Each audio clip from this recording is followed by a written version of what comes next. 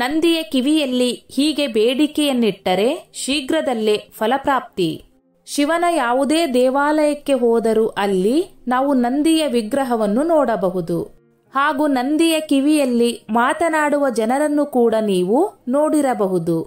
ನಂದಿಯ ಕಿವಿಯಲ್ಲೇಕೆ ನಾವು ನಮ್ಮ ಇಷ್ಟಾರ್ಥಗಳನ್ನು ಹೇಳಿಕೊಳ್ಳಬೇಕು? ನಂದಿ ಯಾರು? ನಂದಿಯ ಯಾವ ಕಿವಿಯಲ್ಲಿ ನಾವು ಇಷ್ಟಾರ್ಥಗಳನ್ನು ಹೇಳಿಕೊಳ್ಳಬೇಕು? ಯಾರಾದರೂ ಶಿವನ ದೇವಸ್ಥಾನಕ್ಕೆ ಹೋದಾಗ ಪ್ರಾರ್ಥನೆ ಸಲ್ಲಿಸಿದ ನಂತರ ನಂದಿಯ ಕಿವಿಯಲ್ಲಿ ಮಾತನಾಡುವುದನ್ನು ನೀವು ಗಮನಿಸಿರಬಹುದು.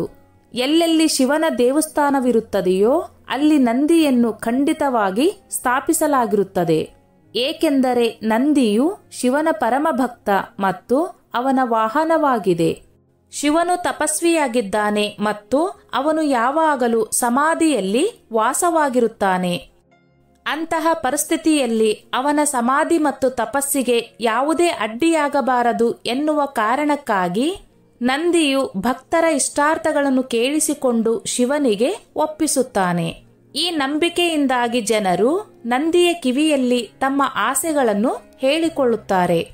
ನಂದಿಯ ಕಿವಿಯಲ್ಲಿ ಇಷ್ಟಾರ್ಥಗಳನ್ನು ಹೇಳಿಕೊಳ್ಳುವುದು ಹೇಗೆ ಗೊತ್ತೇ? ನಂದಿಯ ಕಿವಿಯಲ್ಲಿ ಆಸೆಗಳನ್ನು ಹೇಳಿಕೊಳ್ಳುವುದು ಹೇಗೆ? ಶಿವಲಿಂಗದ ನಂತರ ನಂದಿಯನ್ನು ಪೂಜಿಸುವುದು ಅವಶ್ಯಕ. ನೀವು ಶಿವನ ದೇವಸ್ಥಾನಕ್ಕೆ ಹೋದಾಗ ಶಿವನನ್ನು ಪೂಜಿಸಿದ ನಂತರ ಕಡ್ಡಾಯವಾಗಿ ನಂದಿಯನ್ನು ಪೂಜಿಸಬೇಕು. ಶಿವಲಿಂಗವನ್ನು ಪೂಜಿಸಿದ ನಂತರ ನೀವು ನೇರವಾಗಿ ದೇವಾಲಯದಿಂದ ಹೊರಗೆ ಹೋದರೆ ನಿಮಗೆ ಶಿವಲಿಂಗವನ್ನು ಪೂಜಿಸಿದ ಪೂರ್ಣ ಫಲವು ಸಿಗುವುದಿಲ್ಲ ಎನ್ನುವ ನಂಬಿಕೆಯಿದೆ. 1. ನಂದಿಯ ಕಿವಿಯಲ್ಲಿ ನಿಮ್ಮ ಆಸೆಗಳನ್ನು ಹೇಳಿಕೊಳ್ಳುವ ಸಮಯದಲ್ಲಿ ನೀವು ಹೇಳುವುದನ್ನು ಬೇರೆ ಯಾರೂ ಕೇಳಿಸಿಕೊಳ್ಳಬಾರದು ಎಂಬುದನ್ನು ನೆನಪಿನಲ್ಲಿಡಿ. ನೀವು ಏನು ಹೇಳುತ್ತೀರೋ ಅದು ನಿಮ್ಮ ಹತ್ತಿರ ನಿಂತಿರುವವರಿಗೂ ಕೇಳಿಸದಂತೆ ನಿಧಾನವಾಗಿ ಹೇಳಿಕೊಳ್ಳಿ. 2. ನಂದಿಯ ಕಿವಿಯಲ್ಲಿ ಮಾತನಾಡುವಾಗ ನಿಮ್ಮ ಕೈಗಳಿಂದ ನಿಮ್ಮ ತುಟಿಗಳನ್ನು ಮುಚ್ಚಿಕೊಳ್ಳಿ. ಇದರಿಂದ ನೀವು ಆ ಮಾತನ್ನು ಹೇಳುವುದನ್ನು ಬೇರೆ ಯಾರೂ ನೋಡುವುದಿಲ್ಲ. 3. ನೀವು ಎಂದಿಗೂ ಇನ್ನೊಬ್ಬ ವ್ಯಕ್ತಿಯ ಬಗ್ಗೆ ಕೆಟ್ಟದಾಗಿ ಮಾತನಾಡಬಾರದು ಅಥವಾ ಇನ್ನೊಬ್ಬ ವ್ಯಕ್ತಿಯ ಬಗ್ಗೆ ಕೆಟ್ಟದನ್ನು ಬಯಸಬಾರದು. ಇಲ್ಲದಿದ್ದರೆ ನೀವು ಶಿವನ ಕೋಪಕ್ಕೆ ಒಳಗಾಗಬೇಕಾಗುತ್ತದೆ. 4. ನಂದಿಯ ಕಿವಿಯಲ್ಲಿ ನಿಮ್ಮ ಇಚ್ಛೆಯನ್ನು ಹೇಳುವ ಮೊದಲು ನಂದಿಯನ್ನು ಪೂಜಿಸಿ ಮತ್ತು ನಿಮ್ಮ ಇಷ್ಟವನ್ನು ಹೇಳಿದ ನಂತರ ನಂದಿಯ ಬಳಿ ಸ್ವಲ್ಪ ನೈವೇದ್ಯವನ್ನು ಇರಿಸಿ. ಈ ಉಡುಗೊರೆ ಹಣ ಅಥವಾ ಹಣ್ಣುಗಳ ರೂಪದಲ್ಲಿ ಕೂಡ ಇರಬಹುದು. 5. ನಿಮ್ಮ ಆಸೆಯನ್ನು ನಂದಿಯ ಎಡಕಿವಿಯಲ್ಲಿ ಮಾತ್ರ ಹೇಳಬೇಕು. ಎಡಕಿವಿಯನ್ನು ದೇವಿಯ ಕಿವಿ ಎಂದು ಪರಿಗಣಿಸಲಾಗುತ್ತದೆ. ಪಾರ್ವತಿ ದೇವಿಯು ಶಿವನ ಪತ್ನಿಯಾಗಿದ್ದಾಳೆ ಮತ್ತು ಆಕೆಯ ಇಚ್ಛೆಗಳು ಸಹ ಭಗವಾನ್ ಶಿವನಿಗೆ ಮುಖ್ಯವಾಗಿದೆ.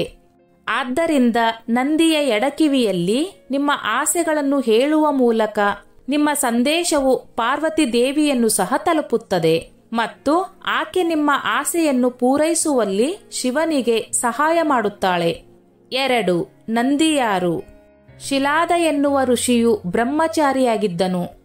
ಆದರೆ ತನ್ನ ಪೀಳಿಗೆಯನ್ನು ಮುಂದುವರಿಸಿಕೊಂಡು ಹೋಗುವುದಕ್ಕಾಗಿ ಒಂದು ಮಗುವನ್ನು ಪಡೆದುಕೊಳ್ಳುವ ಆಸೆಯನ್ನು ಹೊಂದುತ್ತಾನೆ. ಇದಕ್ಕಾಗಿ ಶಿಲಾದ ಋಷಿ ಶಿವನನ್ನು ಕುರಿತು ಕಠಿಣ ತಪಸ್ಸನ್ನು ಮಾಡಿ ಮರಣವೇ ಇಲ್ಲದ ಪುತ್ರ ಸಂತಾನವನ್ನು ಪಡೆದುಕೊಳ್ಳುತ್ತಾನೆ. ಶಿಲಾದ ಋಷಿಗೆ ಈ ಮಗು ಭೂಮಿಯನ್ನು ಉಳುಮೆ ಮಾಡುವಾಗ ಸಿಗುತ್ತದೆ. ಹಾಗಾಗಿ ಮಗುವಿಗೆ ನಂದಿ ಎನ್ನುವ ಹೆಸರನ್ನಿಟ್ಟನು. ಒಂದು ದಿನ ಮಿತ್ರ ಮತ್ತು ವರುಣ ಎಂಬ ಇಬ್ಬರು ಋಷಿಗಳು ಶಿಲಾದನ ಆಶ್ರಮಕ್ಕೆ ಬಂದರು. ನಂದಿಯನ್ನು ಕಂಡು ನೀನು ಶೀಘ್ರದಲ್ಲೇ ಮರಣವನ್ನು ಹೊಂದುತ್ತೀಯೆ ಎಂದು ಹೇಳುತ್ತಾರೆ. ಇದನ್ನು ಕೇಳಿದ ನಂದಿಯು ಮಹಾದೇವನನ್ನು ಪೂಜಿಸಲು ಪ್ರಾರಂಭಿಸಿದನು. ಪ್ರಸನ್ನನಾದ ಶಿವನು ಪ್ರತ್ಯಕ್ಷನಾಗಿ ನೀನು ನನ್ನ ಭಾಗವಾಗಿರುವೆ, ನಿನಗೆ ಎಂದಿಗೂ ಮರಣವಿಲ್ಲ ಎನ್ನುತ್ತಾ ಶಿವನು ನಂದಿಯನ್ನು ತನ್ನ ಗಣಾಧ್ಯಕ್ಷನಾಗಿ ಮಾಡಿಕೊಂಡನು. ನಂದಿಯ ಕಿವಿಯಲ್ಲಿ ನಮ್ಮ ಆಸೆಗಳನ್ನು ಹೇಳಿಕೊಳ್ಳುವುದರಿಂದ ಅದು ನೇರವಾಗಿ ಶಿವನನ್ನು ತಲುಪುತ್ತದೆ ಎನ್ನುವ ನಂಬಿಕೆಯಿದೆ. ಇದರಿಂದ ಶಿವನು ನಂದಿಯ ಮೂಲಕ ನಿಮ್ಮೆಲ್ಲಾ ಇಷ್ಟಾರ್ಥಗಳನ್ನು ಈಡೇರಿಸುತ್ತಾನೆ. ಸ್ನೇಹಿತರೆ, ಈ ನನ್ನ ಮಾಹಿತಿ ನಿಮಗೆ ಇಷ್ಟವಾಗಿದ್ದಲ್ಲಿ ದಯವಿಟ್ಟು ಶೇರ್ ಮಾಡಿ, ಲೈಕ್ ಮಾಡಿ ಮತ್ತು ಸಬ್ಸ್ಕ್ರೈಬ್ ಮಾಡಿ.